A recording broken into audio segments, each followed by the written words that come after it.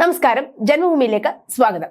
കഴിഞ്ഞ മാസമുണ്ടായ സൗരക്കൊടുങ്കാറ്റിന്റെ ചിത്രം പകർത്തി ഇന്ത്യയുടെ കന്നി സൗരോർജ്ജ ദൗത്യമായ ആദിത്യ L1 മെയ് 8-നും 15-നും ഇടയിലുണ്ടായ കൊറോണൽ മാസ് ഇഞ്ചക്ഷൻസ് അഥവാ സൗരജ്വാലകളുടെ ചിത്രങ്ങളാണ് ആദിത്യ L1 പകർത്തിയത്.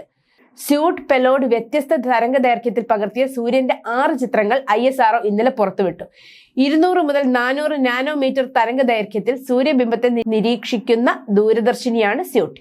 VLC ഓരോ മിനിറ്റ് ഇടവേളയിലും ചിത്രങ്ങൾ പകർത്തുകയും സൂര്യന്റെ കാന്തിക ക്ഷേത്രത്തെക്കുറിച്ചുള്ള വിവരങ്ങൾ ശേഖരിക്കുകയും ചെയ്തു. കൂടാതെ ആദിത്യയിലുള്ള മറ്റു ഉപകരണങ്ങളായ സോലെക്സ് ഹെൽ 1 OS, ആസ്പെക്സ് മാഗ് എന്നിവയും സൗരക്കൊടുങ്കാറ്റിന്റെ നിരീക്ഷണത്തിൽ പങ്കാളിയായി. സൂര്യന്റെ അന്തരീക്ഷത്തിൽ ഉണ്ടാകുന്ന വലിയ സ്ഫോടനങ്ങളെയാണ് സൗരക്കൊടുങ്കാറ്റ് എന്ന് വിശേഷിപ്പിക്കുക. 20 വർഷത്തിനിടയിലെ ഏറ്റവും വലിയ സൗരക്കൊടുങ്കാറ്റാണ് കഴിഞ്ഞ മാസം ഉണ്ടായത്.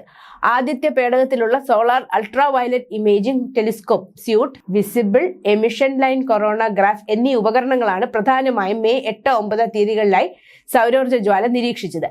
സൂര്യനിൽ രേഖപ്പെടുത്തപ്പെട്ട ചരിത്രത്തിലെ ഏറ്റവും വലിയ സൂര്യ സ്പോട്ടുകളിൽ ഒന്നായ AR 13664 എന്ന സജീവ മേഖല മെയ് 8-9 കാലത്ത് കൊറോണൽ മാസ് എജക്ഷനുമായി ബന്ധപ്പെട്ട് നിരവധി ശക്തമായ എക്സ് ക്ലാസ് എം ക്ലാസ് ജ്വാലകൾ പൊട്ടിത്തെറിച്ചു. ഈ പൊട്ടിത്തെറിയുടെ സമയത്ത് 2 റിമോട്ട് സെൻസിംഗ് ഉപകരണങ്ങളായ solar ultraviolet imaging telescope, visible emission line coronagraph എന്നിവ യഥാക്രമം ഡേക്കിംഗ് കാലിബ്രേഷൻ മോഡുകളിലായിരുന്നുവെന്നും മെയ് 10-11 തീയതികളിൽ ഈ ഉപകരണങ്ങളിൽ കാലിബ്രേഷൻ മോഡിലായതിനാൽ സൗരജ്വലനം നിരീക്ഷിക്കാൻ കഴിഞ്ഞില്ല എന്നും 14-ന് വീണ്ടും പ്രവർത്തന സജ്ജമായെന്നും ISRO അറിയിച്ചു. ഇന്ത്യയുടെ 1ാം സൗര ദൗത്യമായ ആദിത്യ ഈ വർഷം ജനുവരി 6-നാണ് ലക്ഷ്യസ്ഥാനമായ ലഗ്രാഞ്ച് പോയിന്റ് 1-ലുള്ള ഹാലോ ഭ്രമണപഥത്തിൽ എത്തിയത്.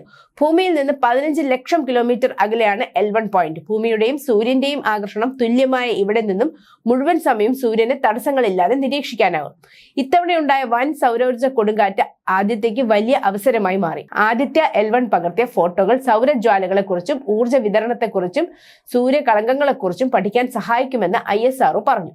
ബഹിരാകാശ കാലാവസ്ഥയെക്കുറിച്ച് മനസ്സിലാക്കാനും പ്രവചിക്കാനും കഴിയുന്ന നിരവധി നിർണായക വിവരങ്ങൾ ആദിത്യ നൽകിയതായും ഗവേഷകർ പറഞ്ഞു. News desk, Janmabhumi.